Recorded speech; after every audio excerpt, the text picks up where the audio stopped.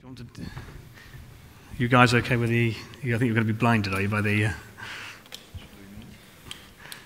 Can you dim the screen thing?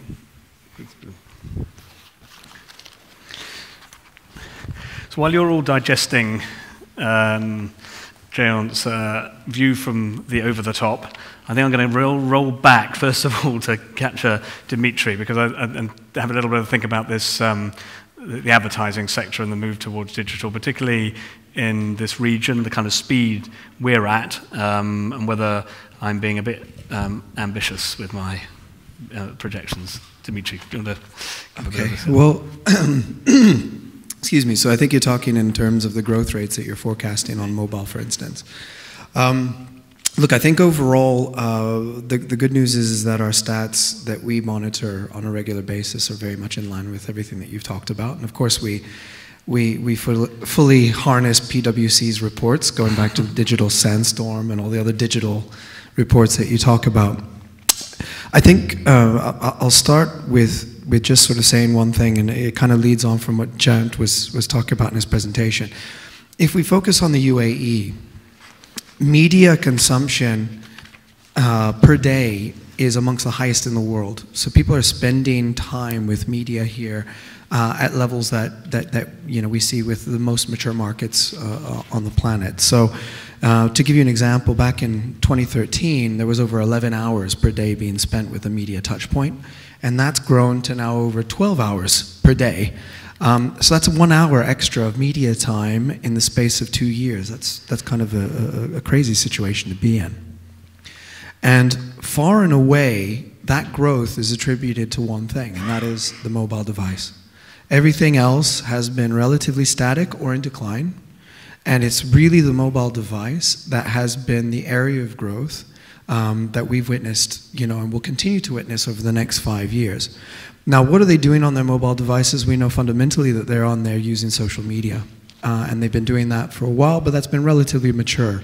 But the area of growth, so again, we're spending another hour per day spending, you know, on media and on our mobile devices.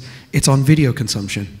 So it's far and away, for somebody such as myself or anybody here in the room that's involved in entertainment and media, your future will be largely dependent on your ability to engage your audiences through that mobile device with really sort of entertaining video content. And that's, you know, a realization that has yet to resonate across perhaps a lot of us, a lot of our companies. We're still sort of lagging to catch up. So the data that you're talking about, the sort of 37% growth year on year, is absolutely right and spot on. From an advertising perspective, and I'll just sort of add another point to this, which is we're spending over a third of our day, 4 hours on mobile, right? So we're doing a lot of things on different devices, and we're consuming video. But in terms of ad dollars, so or marketing spend or investment, I hate using the term ad dollars because a lot of what we do is not necessarily advertising anymore. But a lot of the marketing investment, if I can use that term, is less than 4%. So you've got over 33% of our time on mobile and less than 4% of marketing investment as a percentage share of the total pie being spent through mobile devices. So if you're a marketer in this room, that's huge opportunities. That's like the big opportunity gap that you've got today. And what's the barrier to that change? What's the resistance? Or how, I mean, you believe it, and many of your colleagues believe it, but clearly educating your clients, your customers, is proving more difficult. What's the barrier? Well, you know, I think a lot of the barriers are ones that we probably all recognize. Jayant talked a bit about capabilities. The capabilities I've been here in Dubai now for well over 10 years, and I've been very privileged to be a part of this digital decade of growth. So over 10 years ago, there was less than $1 million of an industry, and today we're looking at nearly $700 million in 10 years, so that's been fantastic to be a part of that sort of growth. And you said yourself, probably by about 2019, we're looking at over $2 billion. So this is a really sizable industry now, and you know, will continue to grow. But the capabilities lag. And I've been very much a part of the recruitment process and developing capabilities in digital. it's been an ongoing process. There's a lack of talent in the region when it comes to sort of coming out of universities when it comes to digital, although that talent has been reduced somewhat. So that's definitely an issue ongoing, but one that we've talked about quite a lot. The second, I would say, is of course research and measurement. And this continues to be an issue. I have candid conversations with some of the global advertisers, and they'll tell me straight up that the compliance requirements are not being fulfilled, and some of the measurement as a result is not perhaps up to speed. We're talking a bit about people meters continuing to stutter in television. We're talking about Arabic titles, press titles still not being audited. The majority of them are still not audited today. And then, of course, you've got all this new issues when it comes to the digital space, which is viewability, ad fraud, and all that sort of family of concerns that we still need to address from a technical standpoint. And those two issues together are sort of creating the third one, which I'll talk about, which is kind of a natural resistance, which is that the size of the marketing industry in this region per capita is very small compared to other parts of the world. So I'll give you an example. The per capita advertising dollar spend in our region here is about less than $100 per year. In the US, to give you a comparable, and I know the US is, to give you the top limit, is well over $567, right? So the ad dollars per person is still very, very small because of the other issues that we talked a bit about before. So I think all of those elements coming together have had an impact. Excellent.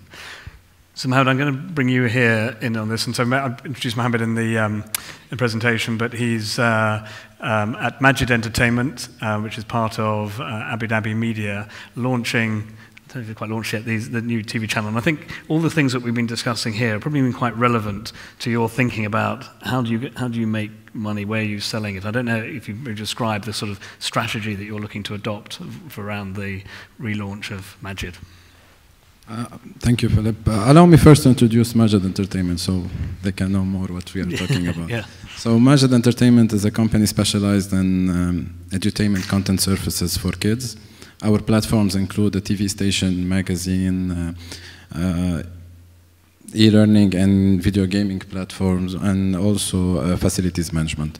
Majid as a brand is designed to inspire and entertain kids and all over the Arab world. And Majid Entertainment as a company is the first to produce in the Middle East more than 300 hours of original content from our own library and from our own IPs. So, your question was again? Yes, well, I'm thinking, you're looking to try and approach, or are you trying to approach something not in the sort of traditional way of just sort of producing a channel to go on sort of a linear broadcast, but you're looking at other mechanisms and I guess leading into how you're looking to sort of monetize that brand outside of TV? First of all, we are trying to, the question I think why we're investing in our IPs, why we are producing more IPs and how we can make money out of it. Advertisers in the Middle East, and especially in our region, spend almost 1.5 or 2% towards children's platform. While you mentioned the US, while in the US they, only last year they spent almost between 15 to 17 billion trying to advertise for children and talk to children. So we studied the market and we noticed that we need to present more options for the advertisers. We need to present some local IPs that will reflect and will appeal between all the IPs coming from, all the characters coming from the Western world. We are trying also not only to generate the IPs and use it in the traditional way. We are trying to create branded content. We are trying to integrate consumer product within our shows and within our IPs. We are trying to work also on merchandising, as I mentioned, consumer product, theme parks, distribution.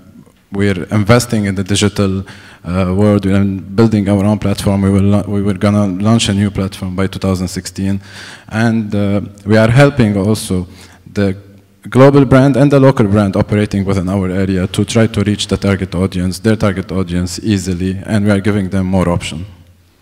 And are you seeing the way we've just described mobile as being a pretty critical component of your future growth?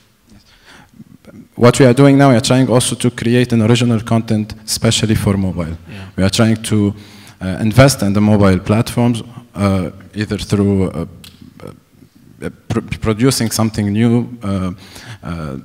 You know, following up the global trends, it's not always relevant to our culture, so we are trying also to create something more relevant to the local culture, and we are trying also, it's always about presenting a good media and communication strategy to the advertisers and to everyone who wants to spend. This is, I think, the only way. It's either following the global trends or going to the digital or to the traditional TV. I believe that as long as we present new creative communication media plan to our consumers and to our audience and to the advertiser, we'll be able always to generate money in this region.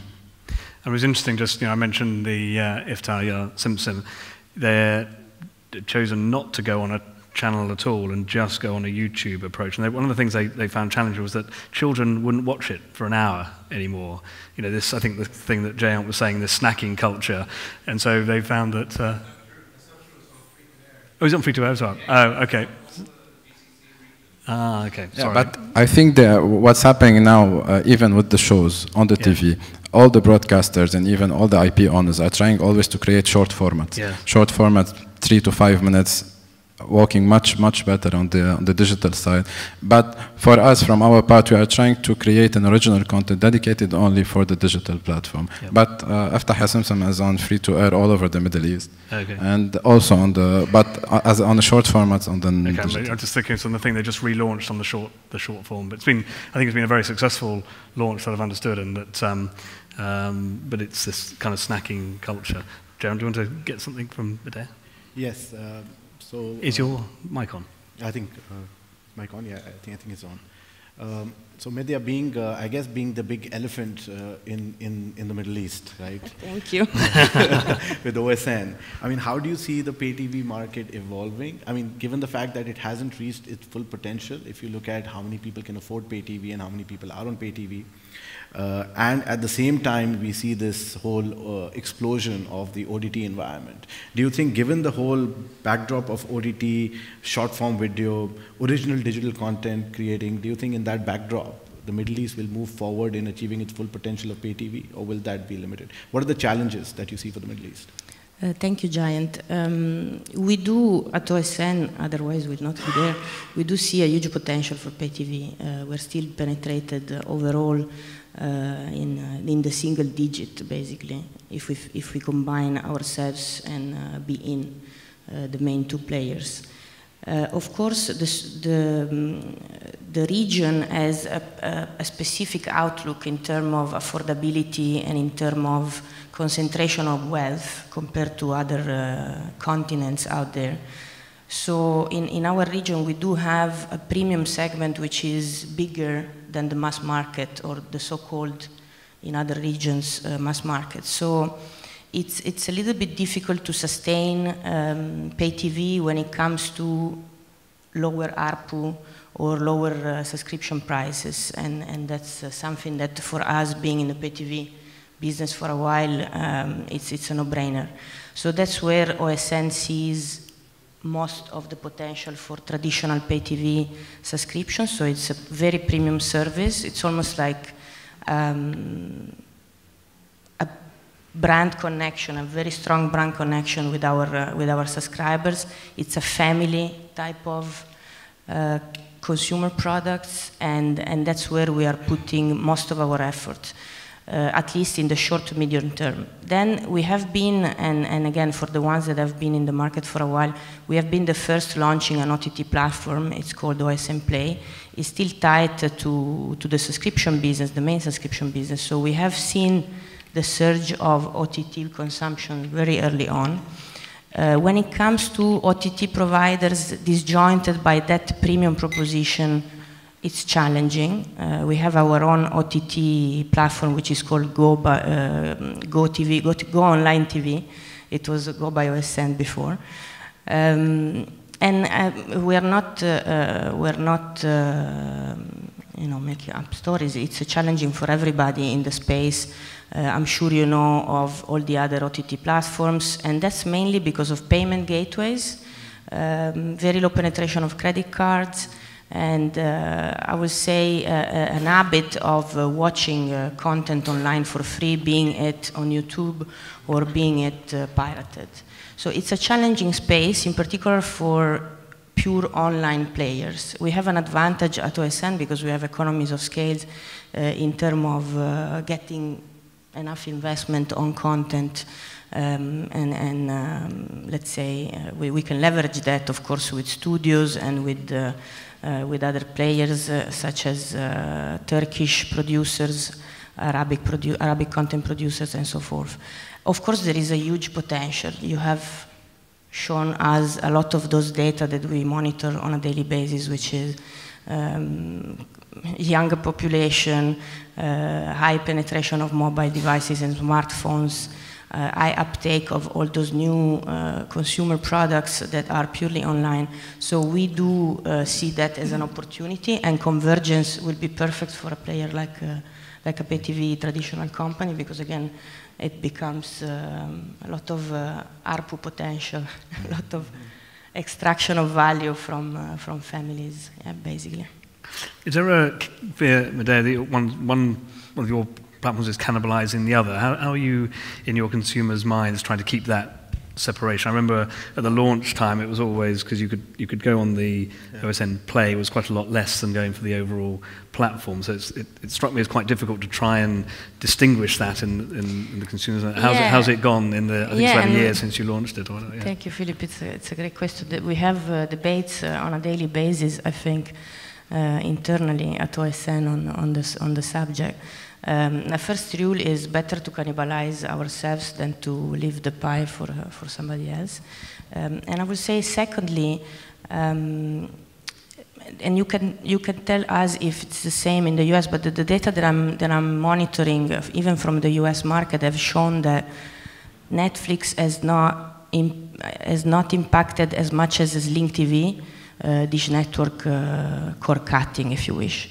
So again, the traditional SVOD library proposition is a complement to a TV viewing at a family level, which is a premium experience.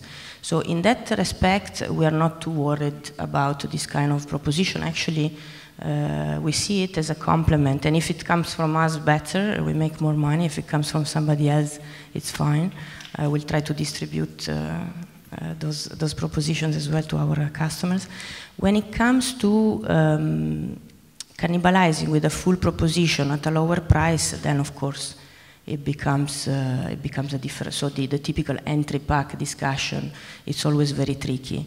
There are companies out there that have tried, even in the past when Orbit and Showtime were competing with ART, for the ones that have been here for a while. Lowering the entry point, it's very risky. That's what's cannibalizing our revenues. But again, it's all about the full size of the pie. So we'll see how it goes. And Mohammed, I guess sort of slightly broader than just Majid, if you can cast your mind to the rest of Abu Dhabi Media. I mean, is clearly all the things that they're putting forward in your business, it's been quite interesting, the model, you may describe it, because all this capabilities thing is quite interesting. You know, existing businesses find it quite hard to change. So you may describe to the guys here how, you know, you're doing something that's quite a spearhead for Abu Dhabi Media, but you've done it in essentially moving yourself out of the organization. Maybe it's quite instructive. I think, and allow me to say, I learned this from a gentleman here, Mr. Fadi Ismail.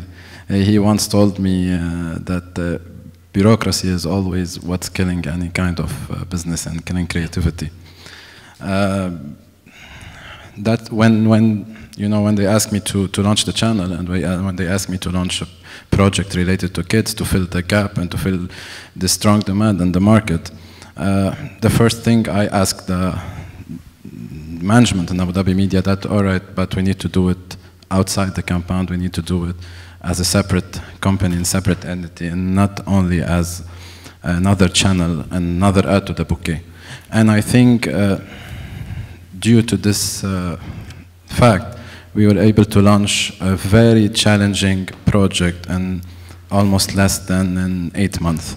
So, you know, we started the project together almost in February, and we were live on air on 25th of September. Since then, the feedback is perfect because we had to take decisions on spot. We didn't wait to papers to get signed. We didn't get. I think as long as we keep things simple, as long as we focus on the production part, on the creativity, without, you know, taking lots of time to get things within the system and get the approvals from different levels. I think this is the only way where you can take decision on spot, create something. We are in the digital age, so we don't have time to lose. Things are moving fast, we need to be fast. So yeah, this is what we do. Yeah, and I mean, I think it's an extremely sort of valuable lesson because, you know, everyone here and most people in the industry, they're intelligent people. They can see what's going on, but you're stuck within the sort of both the culture and the fear and everything within your own organisation. I just remember in the UK many years ago working for one of the large sort of, B2B publishers, and they were really struggling to do anything online. It was always, you know, the editors would just not do the right content. It was huge barriers. So they ended up buying a small business and creating their own, putting it somewhere else, hiring completely different people, and creating their own worst competitor. And it was called, I won't say what it's called, but it became much bigger in the end than their existing business because it's, you know, they were very nimble. They sucked in all the classified advertising online from its core publications. It's a worrying thing to do because you are, to start with, cannibalizing your own business.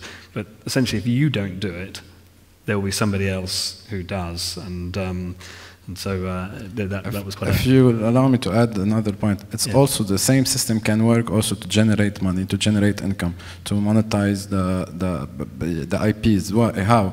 Instead of working through a rate card or instead of working through within a box, we can be more creative. We can take decision on spot. We can, okay, if a client wants to integrate his product within, I don't know, an event, a show, a live performance, we can do it directly without going back to the guidebook and going back to find out, all right, this can be done, but you need to, you know, go to the normal procedure.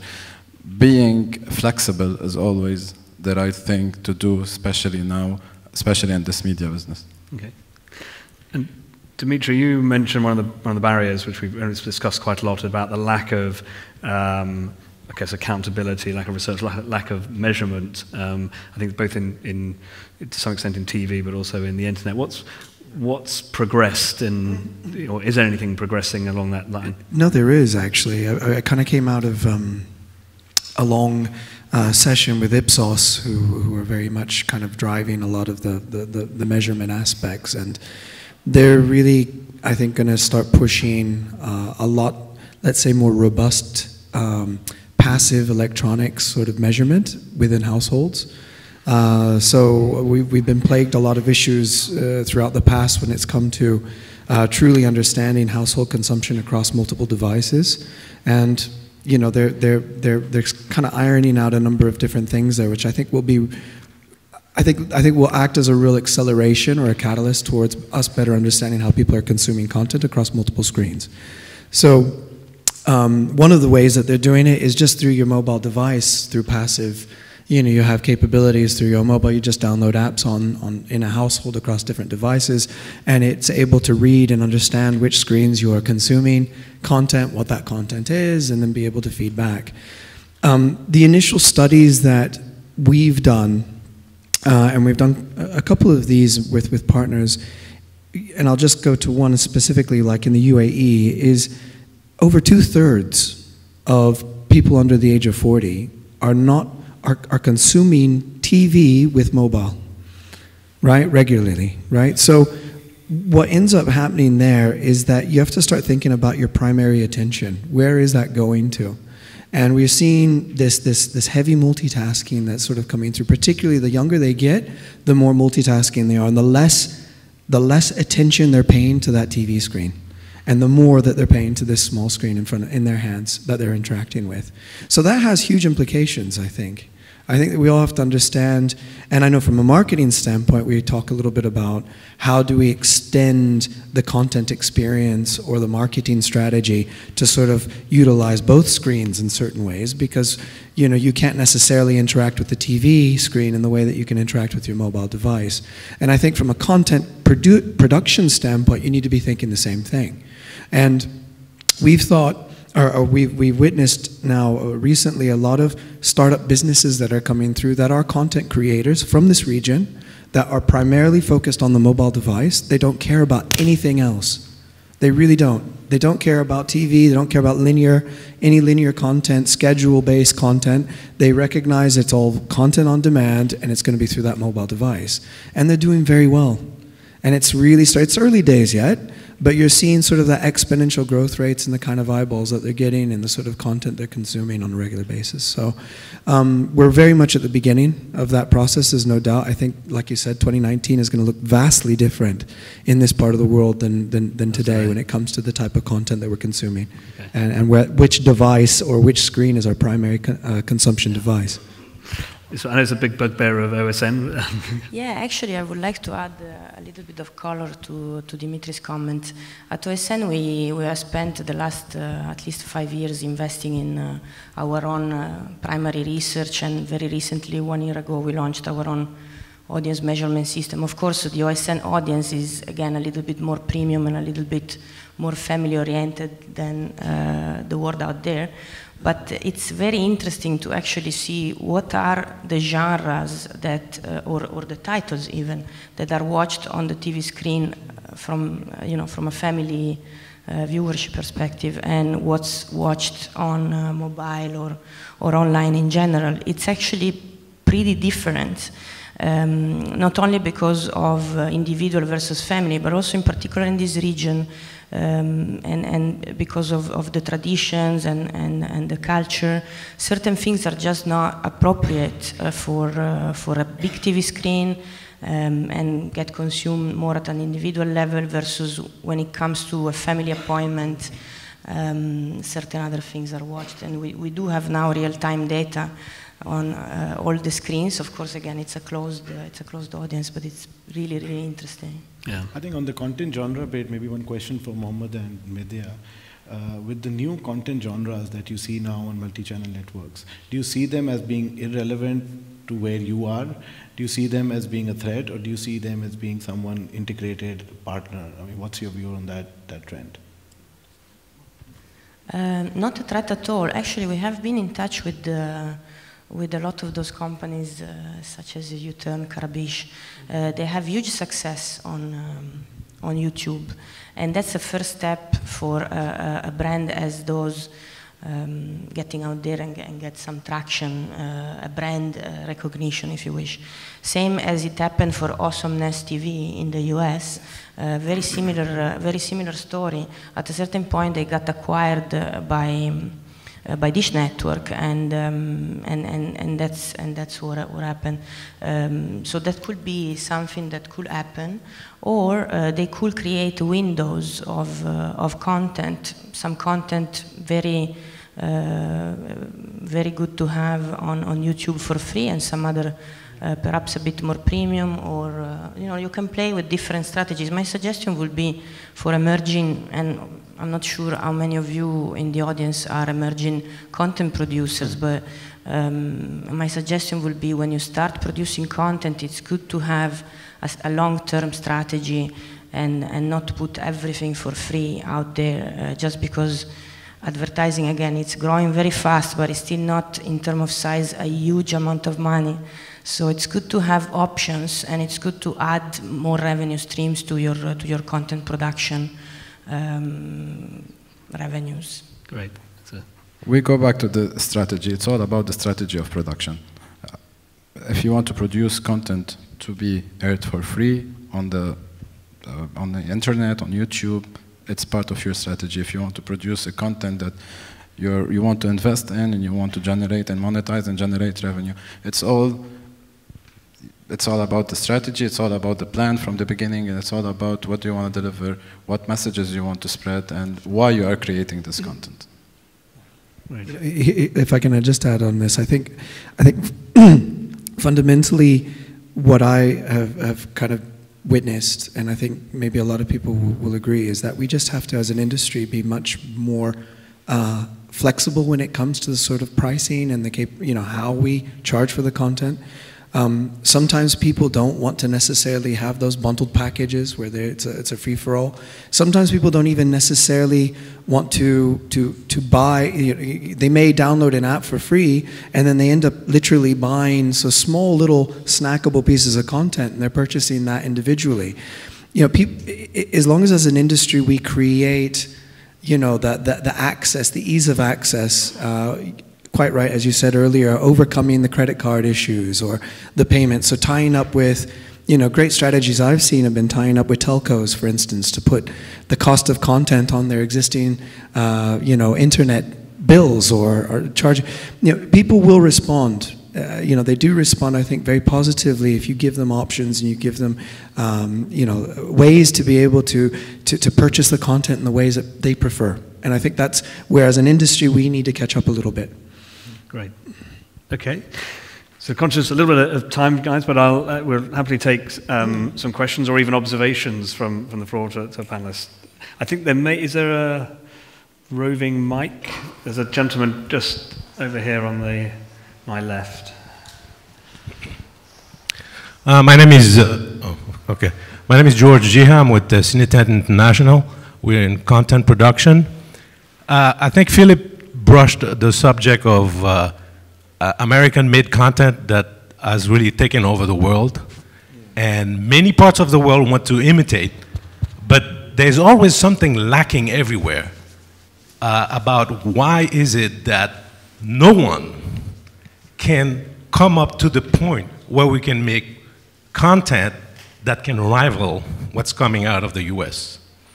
Now, my question is, the fact that my company is interested here, this is our first time attending the DIF, and is the fact that, is there any kind of support that is here in UAE, in Dubai, in the region, whereas we can produce content that's not only can be seen as locally made content, but the kind of content that anyone in the world would want to see. I mean, given the fact that locally made content will, certain locally made contents will always be local no matter what you do. What I'm talking about is the kind of content that not only can be seen as made in Dubai or UAE or Abu Dhabi, but the kind of content that when you show it to some TV in US or in Europe, they say, I want to buy this. What kind of support is there? Mostly from the companies, from the TVs, from the distributors, from the financing companies that can help companies like ours that have planned for this kind of content. Jayant, or who's best placed to answer? I just want to share with you a small thing that happened with us earlier, I think 2 months ago during MIPCOM.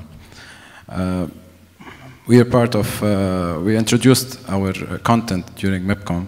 We were just trying to introduce Majid as a brand to as a kids brand to the general audience and to the international market. The amount of companies, of distributors who contacted us who wanted to sign with us agreement to distribute our content all over the world, and especially in the US market and in Asia and Indonesia and everywhere.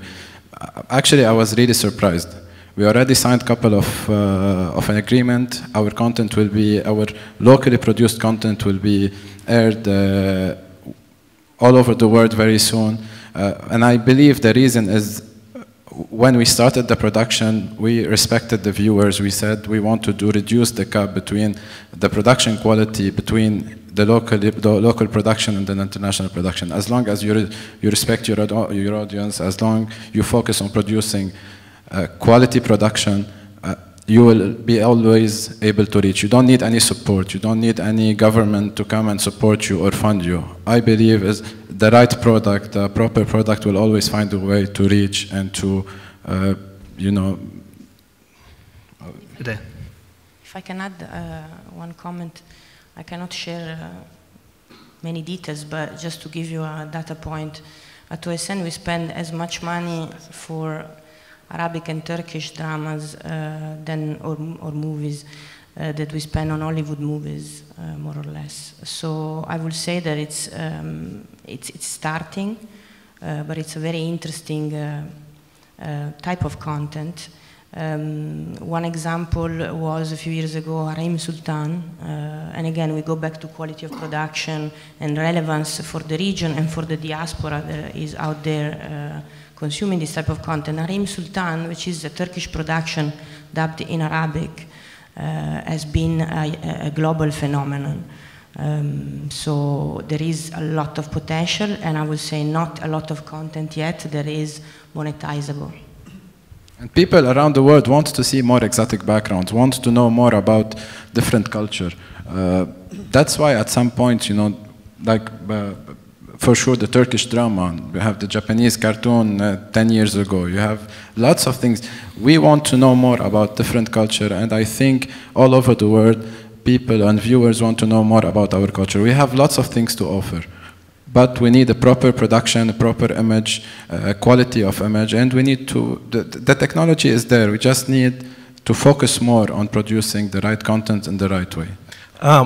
Just to follow up quickly, for example, in the US, if a producer goes to ABC, CBS, NBC, the kind of support you get is when ABC, NBC, CBS, or whoever says, okay, I want to buy this, before it even gets produced. Now, if we approach one of you, for example, with a project, and it's not 100% like locally, you know, created content, not created content, but it's not like 100% like the kind of Arabic production or Turkish production or Indian production that you would expect to buy for your, would there be any kind of support saying, I would want to be on board with this, because it is a very expensive proposition to go ahead and produce a series of 10 episodes and spend millions of dollars and you don't know who's going to buy it. Now, if there is, let's say, a foundational support, let's say it's going to be created here and we're interested in showing it in the region, at least you have a certain foundation on which you can build for the rest of the world. That's the kind of support that I'm talking about. And I don't think I've heard an answer to that, with apologies. Maybe we'll take that, you can, because you know quite a bit about this area, so maybe afterwards we'll get time to get another question in. There's a lady, second row. Hi, Liz Shackleton from Screen International. I just wanted to ask, with this shift towards video viewership and consumption of short formats, what does this mean for feature films in the region? Everywhere else in the world there's a shift towards online viewing, but feature films are holding up quite strongly. What are the trends in this region? Shall I? Yeah. Well, I mean, it's certainly, look, there's been a massive resurgence in long-form content, right? So, you know, original series by HBO, Netflix, and so on have done really, really well. And I think, but, you know, that will always continue. But what we've seen sort of emerging a lot more is extended content pieces or engagement that are being harnessed through the video, through mobile and other aspects. So you're not necessarily trying to say, although yes, you can watch long form content on your smaller screen, you defer to the bigger screen for that, right? If you have access to it. But it's how do you extend that experience? So it could be behind the scenes, it could be, you know, there's aspects that people who are really big fans of a piece of content want to engage with it beyond just that airing an episode or a film. And I think what you're starting to see, and I know this from a marketing perspective, a lot of the studios are getting really, really much more intelligent when it comes to how they extend the experience of a piece of content through multiple screens. So that's the kind of thing that we've seen. And I think here that will happen a lot more as we move forward. Just going back maybe to the gentleman's point, if I may, I think I understand the resistance that perhaps, or the frustration that maybe is coming through from your question, because I work with a lot of content producers, local ones, and I know that they've also faced similar challenges, but I think the next 5 years is going to open those floodgates dramatically.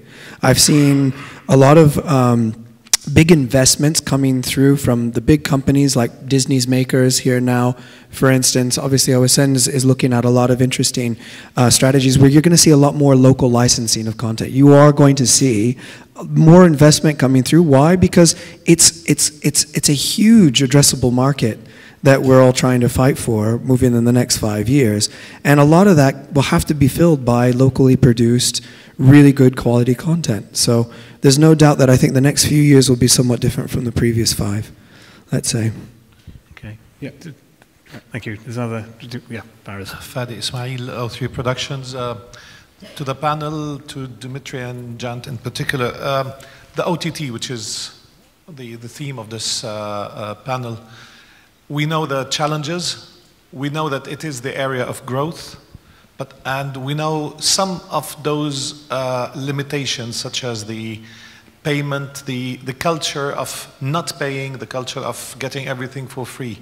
How do we change, as a producer, my question is, how do we change that equation? Meaning, if we want to learn from the experiences of the other, was it when there is premium exclusive content on those platforms that subscribers started saying, oh, it's worth to subscribe? And if so, then the chicken or the egg question, how can this be monetized? It means those who are doing that, putting premium exclusive content on OTT, will have to lose for some time before they win. What's the answer to this dilemma? So I think, Fadi, excellent question. I think if we can draw parallels in countries where they have successfully monetized or increased the overall monetization of that content. If we talk about countries like maybe South Korea or to a certain extent Australia, it has been driven a lot by the price-value equation, the online distribution platforms that offer you tidbits of buying. So you don't need to go and buy something big. If you like something, you watch it. If you want to watch another episode, go on, keep paying, buy another one. So the fundamental problem again comes back to the payment problems in the region, because for that you need a very solid payment mechanism to make it happen. Is Sadat that answer in the Saudi market very early to sort of say whether yes, it would be able to transcend those boundaries to become? But I guess if we take a leap of faith and we're saying that yes, the payment problem is being addressed through multiple channels, and if that is, then the other answer from the industry standpoint is the online distribution model. And it goes back to the discussion that Medea had around cannibalization. That cannibalization is going to happen one way or the other. Now, it's the question of who takes advantage of that cannibalization. And it's the price-value equation that goes back. Let it be burnt the first time on primary television, because that's where the value, that's where the money comes from, paying for that expensive content. So that has to exist. If that model breaks, the whole professional content and the investment behind professional content dies. But that has to stay and maybe grow. But at the same time, given the penetration in the region, I think both can happen in parallel. You can have a growth of the primary premium television, while at the same time you do tidbits of monetization. Unfortunately, advertising may not be the answer, because while advertising is growing, people who are eating from their advertising pool are growing faster. Great. So the last comment from Medea. One last comment. The data that we analyze officially are always limited to what we can monitor. In the region, we know probably 50% of users online have a VPN that they pay for, and they access content through VPNs, so we kind of lose track of what's going on after that moment. In our own estimation at OSN, we sized the Netflix penetration in the region. Netflix, as we speak, is probably the biggest OTT player in the region already. So just to say that the push, the anti-piracy push that government have already started focusing on, and us as broadcasters and multiple players, will help dramatically monetizing content and fulfill the dreams of having a content production industry, which is sizable. Excellent. We can probably talk around this subject for a very long time. I'm conscious that there needs to be some more people coming into this room later on. I'm also conscious that you're probably looking for lunch. There is a little voucher. Iris, where is it? Sorry? That's the one for you. If you go outside of the bridge, there's a restaurant on the right side. Okay, Excellent. So I hope you'll be able to stay around for a little bit, or at least, if you've got any particular comments or questions, please tackle Jayant or myself or our panelists. First of all, please join me. You've made a lot of effort to come here. Thank you very much indeed, and it's thank you very much indeed for joining us. Well, can we do that? Because we do need to close out, so we'll pick it up once we've said goodbye. Okay. Thank you very much, everyone.